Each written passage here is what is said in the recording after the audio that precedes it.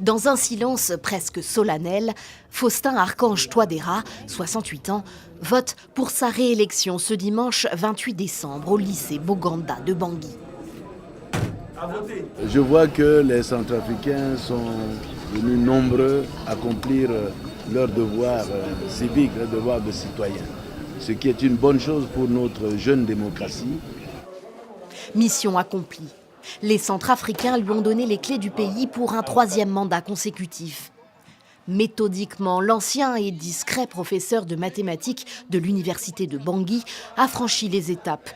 Il peut même désormais envisager, grâce à une modification constitutionnelle, une présidence à vie.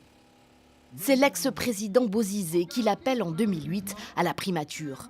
Il compte sur lui pour apaiser la profonde crise sociale qui secoue alors le pays.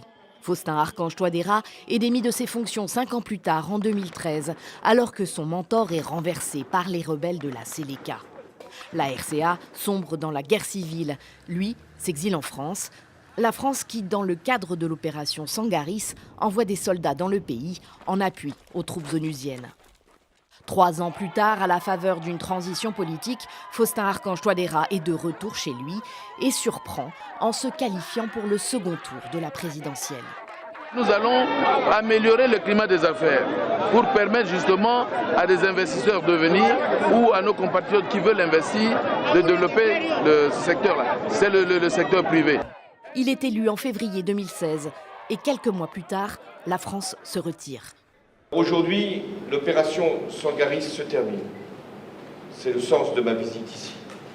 Un retrait vécu comme une trahison par le président Touadéra, qui se retrouve à la tête d'un pays dévasté. Nous revenons de loin. Le pays que j'ai hérité, ce n'est pas un État. Les fondements de l'État ne sont plus en place. Je prends par exemple le cas de nos forces de défense et de sécurité qui devraient normalement assurer la sécurité, garantir ou la sécurité de nos institutions. Aujourd'hui, la sécurité est assurée par la communauté internationale. Pour renforcer son armée, à terre, la RCA, soumise à un embargo, a besoin d'armes. Le président Touadéra demande de nouveau de l'aide à la France. Paris l'oriente alors vers la Russie qui répond présente et même plus. Elle envoie des instructeurs former les FACA, livre des armes et des équipements et assure jusqu'à la sécurité personnelle du chef de l'État via les paramilitaires du groupe Wagner. En échange de cette protection, ils obtiennent des concessions minières.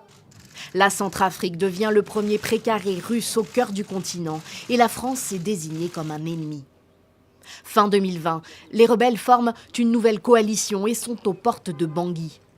Le pouvoir Touadéra est sauvé in extremis par une drôle d'alliance entre les troupes onusiennes, rwandaises et les miliciens du groupe Wagner. Ces derniers étendent progressivement leur emprise. Le chef de l'État est réélu en 2021. Le pays est pacifié, mais les exactions des mercenaires russes sont connues. Les libertés civiles sont en recul, la presse muselée. Faustin Archange Touadéra a été élu pour ce 3e mandat après avoir essentiellement fait campagne sur l'argument de la stabilité retrouvée.